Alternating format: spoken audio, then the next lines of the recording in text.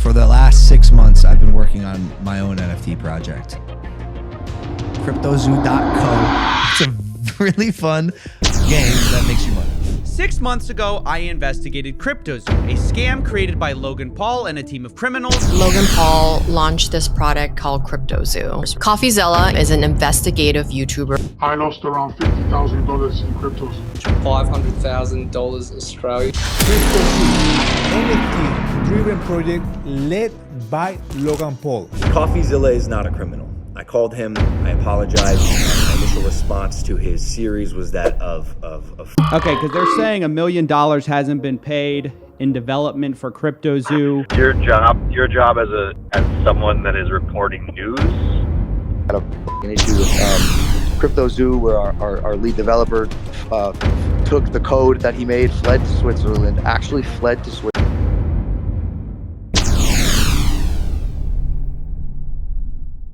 In under 18 months, Logan Paul went from bragging about becoming a billionaire to getting subpoenaed by a federal grand jury. Not just that, he's now the center of an active FBI investigation, accused of scamming thousands and possibly committing securities fraud.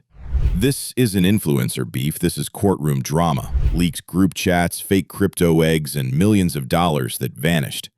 Today, we're unpacking how Logan Paul may have just lost everything, and why the biggest threat isn't YouTube, it's the federal government. CryptoZoo.co. I am so excited about this project. It's so fun. It's a really fun game that makes you money. Before we dive in, ask yourself, if your favorite creator promised a project that could make you rich, would you buy in? And what happens when that promise goes completely off the rails? Drop your answer in the comments and let's explore one of the most catastrophic collapses in influencer history. Logan Paul isn't just a YouTuber. He's a multi-platform empire with over 23 million subscribers, a WWE contract, a wildly hyped hydration brand, Prime, and ventures in podcasts, boxing, and supplements. Logan crafted himself into a Gen Z business mogul. But beneath the billion-dollar dreams and camera-ready bravado, something toxic was brewing. That something was CryptoZoo, a project Logan once pitched as his next great innovation. And to understand how badly it failed, you first need to understand what it promised. CryptoZoo was launched in 2021 as a blockchain-based NFT game. The idea? Players would buy NFT eggs using a custom cryptocurrency called Zoo tokens. These eggs would hatch into unique animals. Think lions with wings or pandas crossed with turtles. From there, you could breed your animals into hybrids, and those hybrids were supposed to generate passive income through a proprietary in-game economy. Logan sold it as the perfect blend of entertainment and earning. He had called it a fun game that makes you money. It sounded like Pokemon, but for crypto. A digital pet economy where fans could trade, collect, and build their own menagerie of weird animals, all while cashing out in real money. The rarer the animal, the more you could earn. The more time you played, the more your NFTs were supposed to generate in rewards. Logan claimed he invested $1 million of his own money. He said his team was hand-picked. The art? Allegedly custom-made. The tech? State-of-the-art. And with Logan's clout and charisma pushing it forward, CryptoZoo quickly raised millions of dollars, around $6.5 million, according to blockchain estimates. Some reports cite around 130 investors who lost $4.2 million combined. But here's the twist. None of it worked. The eggs didn't hatch. The hybrid animals never existed. The game itself never launched. People bought in, waited months, then realized there was nothing to play. No rewards, and no income.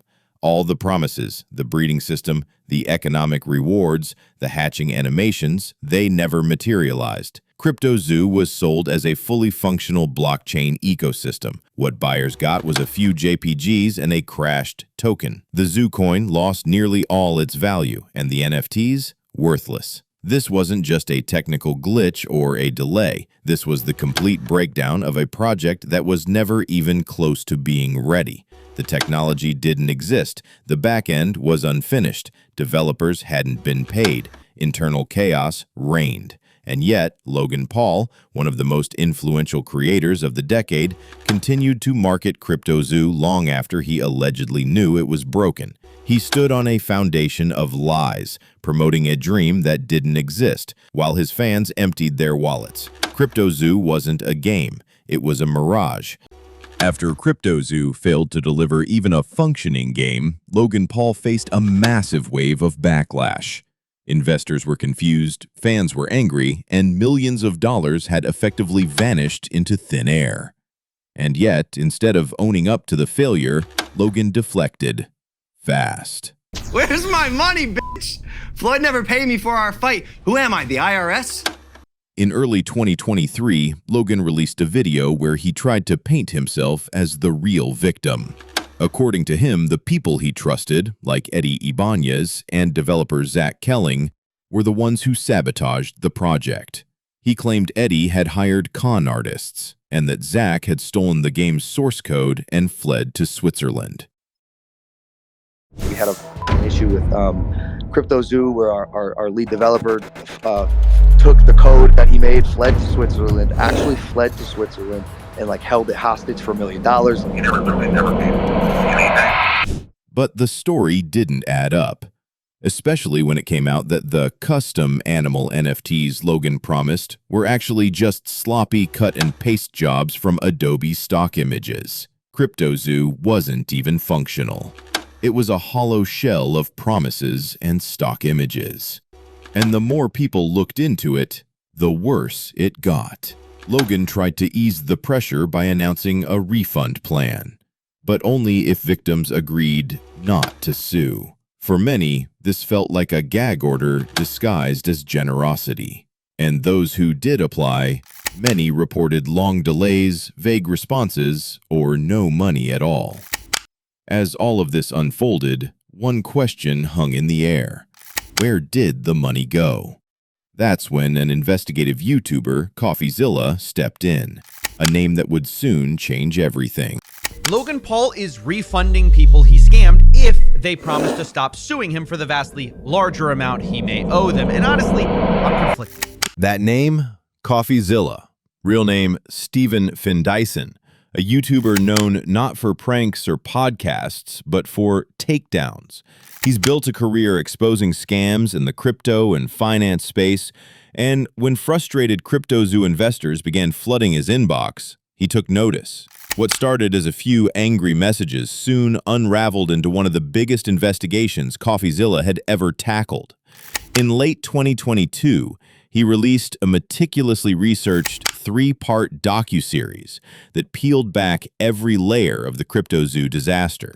Through hours of interviews, leaked documents, blockchain forensics, and testimonies from insiders, Coffeezilla told a story far more alarming than a simple failed project. At the center of it was what he described as a stealth launch. Before the Zoo token was even made public, insiders, allegedly tied to Logan's team, bought massive amounts at ultra-low prices. Then, when the token launched and Logan hyped it to his millions of followers, the value spiked, just long enough for those insiders to sell off their holdings for profit before it inevitably crashed. That's not just shady, that's market manipulation. A rug pull, dressed up with NFT art and influencer buzzwords. Then came another bombshell. Coffeezilla tracked down Zach Kelling, the former lead developer of CryptoZoo, who painted a chaotic picture behind the scenes. According to Zach, he and his team of 30 engineers were hard at work building the game until they stopped getting paid. Zach said, "They brought nothing but photoshopped JPEGs and said, we were the ones building the actual product. Logan's people bailed. The code was incomplete, the developers abandoned the project, and the flashy, passive income-generating crypto game Logan had promised, it never existed." CryptoZoo wasn't a finished product delayed by hiccups. It was a mess from the inside out, uncoordinated, underfunded, and allegedly set up for a pump and dump from the beginning. Logan Paul, meanwhile, stayed silent until Coffeezilla's videos went viral. As Coffeezilla's expose caught fire online, the pressure on Logan Paul skyrocketed. Suddenly, the silence was broken, but not in the way anyone hoped. Logan lashed out with a fiery video response. He didn't just deny the allegations, he flipped the script. He accused Coffeezilla of exploiting the controversy for views, twisting facts, and unfairly dragging his name through the mud. Logan insisted he was misled by his team. He blamed Eddie Ibanez, the so-called tech expert on the project, for hiring scammers. He accused Zach Kelling of holding the source code hostage. He painted himself as just another victim, blindsided by people he trusted. But here's the thing, no one was buying it, especially not when the handcrafted NFT animals Logan kept boasting about were proven to be stock images, traced straight from Adobe stock. The credibility of the project disintegrated even further. To calm the outrage, Logan offered a refund program. But there was a catch. Participants had to waive their right to take legal action. For many, it felt more like a legal trap than a good faith gesture. And behind the scenes, things were escalating fast, because while Logan scrambled to contain the PR disaster, Coffeezilla was filing whistleblower reports. Not to YouTube, not to the press, to the federal government, the Securities and Exchange Commission, SEC, and the Federal Bureau of Investigation, FBI. After reviewing the evidence collected by Coffeezilla, the situation exploded into something far more serious than YouTube drama. In October 2022, Coffeezilla filed a detailed whistleblower report with the SEC, followed shortly by a separate tip to the FBI. He submitted transaction logs, wallet activity, leaked team messages, evidence suggesting possible market manipulation, wire fraud, insider trading, intentional deception of investors. In February 2023, the SEC contacted Coffeezilla directly, inviting him for a voluntary interview. Days later, a grand jury subpoena was issued to Logan Paul. Then came the big move. A federal search warrant was executed. Logan's devices were seized as part of the investigation. No arrests were made, but make no mistake, this wasn't some influencer drama anymore. Logan Paul was now the subject of active federal investigations. In March, the SEC expanded its scope, now investigating Logan's involvement in DinkDoink, another crypto project he promoted. That coin collapsed by 96% just days after launch, and blockchain records later revealed that wallets linked to Logan had bought in early and cashed out at the peak. Despite all this, Logan kept spinning the narrative. By early 2024, he announced that the SEC had closed its investigation, touting it as proof of innocence. But what he didn't say? The closure had nothing to do with him being cleared. The real reason? A political shift under the new U.S. administration led to scaling back crypto enforcement across the board. The SEC was under new marching orders, and Logan just got lucky. But not everyone pulled out.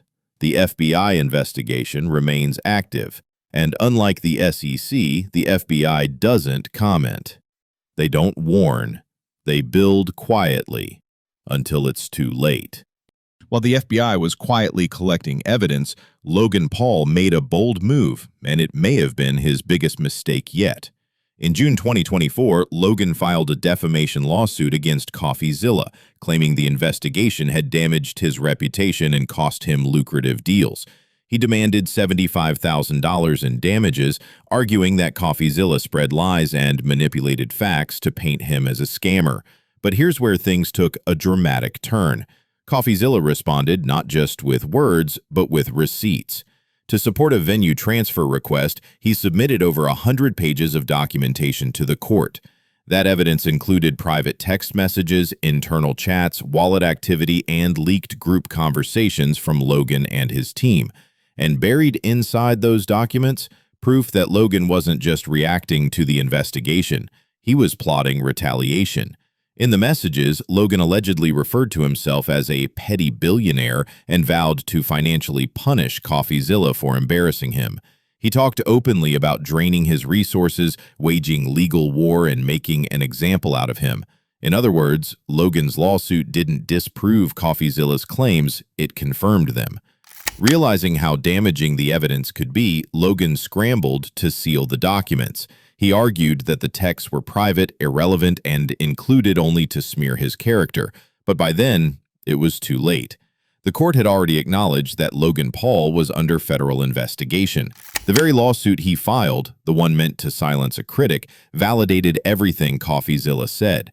Logan had just accidentally exposed himself. While Logan was getting crushed in courtrooms, his biggest moneymaker was starting to fall apart. Prime Hydration. Co-founded with fellow YouTuber KSI, Prime was launched in 2022 with the kind of hype only internet megastars could generate. The drink became a global sensation overnight. School kids fought over it. Bottles were resold online at insane prices. Some even called it the next Gatorade. Logan leaned hard into the hype.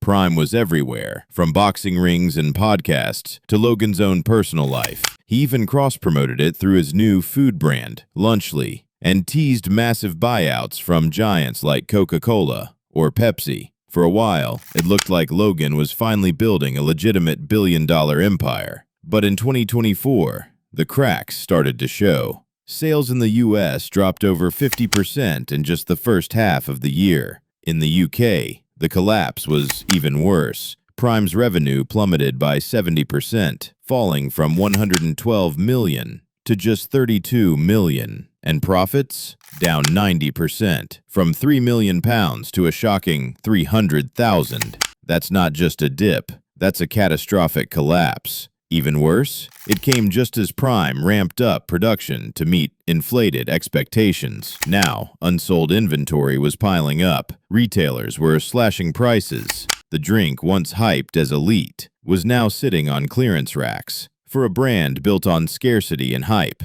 that was the death sentence. And just when things couldn't get worse for Prime, they did. In late 2024, global bottling giant Refresco filed a $67 million lawsuit against Prime, the claim that Logan's company backed out of a major production agreement. They had committed to aggressive manufacturing quotas, likely based on projected demand from the 2023 hype wave. But when sales crashed in 2024, Prime allegedly couldn't move the product, and Logan's team tried to walk away from the deal. Now, they're being sued for breaching that contract. To make things worse, industry insiders began pointing out how fast Prime had scaled without laying the groundwork. Unlike brands like Body Armor, which took nearly a decade to earn Coca-Cola's investment, Prime grew too fast, too recklessly, and without a clear identity. And that identity crisis was catching up. Was Prime a sports drink, a kid's drink, a marketing stunt, a meme? It depended on who you asked. Some fans still love the branding, but the health community, not so much. Doctors and dietitians started tearing into Prime's nutritional claims, pointing out that its electrolyte blend lacked proper sodium levels and relied heavily on sucralose, an artificial sweetener controversial for younger consumers. What started as a cultural juggernaut was now bleeding cash, credibility, and legal leverage. Prime wasn't just slowing down, it was imploding. At the heart of Prime's downfall was one fundamental flaw. It didn't know what it was. From day one, Logan Paul and KSI marketed Prime to everyone. One moment, it was a hydration drink for athletes. The next, it was being unboxed like a sneaker drop by teenage fans on TikTok. Then suddenly, it was a gym staple. Until health experts started questioning if it should even be there. This identity crisis turned deadly for the brand. Instead of establishing long-term trust like Body Armor or Gatorade, Prime leaned on scarcity tactics, limited edition flavors, celebrity promos, and viral stunts. Logan and KSI even dressed up in mascot suits to shadowbox during promos. It made Prime feel more like a gimmick than a serious product, and when the gimmick ran dry, the hype did too. Retailers who once couldn't keep Prime on shelves were now dumping inventory. Walmart, Target, corner stores. Prime started showing up on clearance racks. The drink that once sold for triple its price was now uncool. Overexposed, oversupplied, over. Kids who once begged their parents for a bottle now scroll past it. Influencers stopped posting about it. The momentum was gone. And with lawsuits stacking, profits crashing, and public trust deteriorating, the billion-dollar exit plan Logan once dreamed of, it's evaporating. CryptoZoo, Dink Doink, Prime, lawsuits, investigations, hype after hype after hype. There's a deeper story here, one that goes beyond any one scam or brand collapse. This is what happens when an influencer builds an empire on attention instead of accountability. Logan Paul has spent years bouncing back from controversy, the Suicide Forest scandal, his rebrand into a boxer, a podcaster, a businessman. For a while, it looked like he'd pulled it off, the rare redemption arc that actually worked. But now, the stakes are different. This time, it's not just about public image, it's about federal subpoenas, about investors with legal claims, about fans who put their trust and their money into Logan's hands, only to be left with broken promises and worthless assets. The lawsuits keep piling up, the refunds didn't come, the games never launched, and the FBI, they're still watching, silently, methodically, and probably very, very closely. You can't outbox a subpoena. You can't podcast your way out of securities fraud. When the real world gets involved, even the most famous name on YouTube isn't safe. Final chapter. So, did Logan Paul just lose everything? Not yet, but he's dangerously close.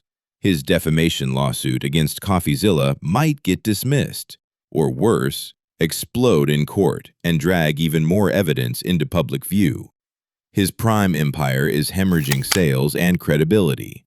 And his CryptoZoo past? Still under the microscope of an active federal investigation. That eerie silence from the FBI? It's not mercy, it's preparation.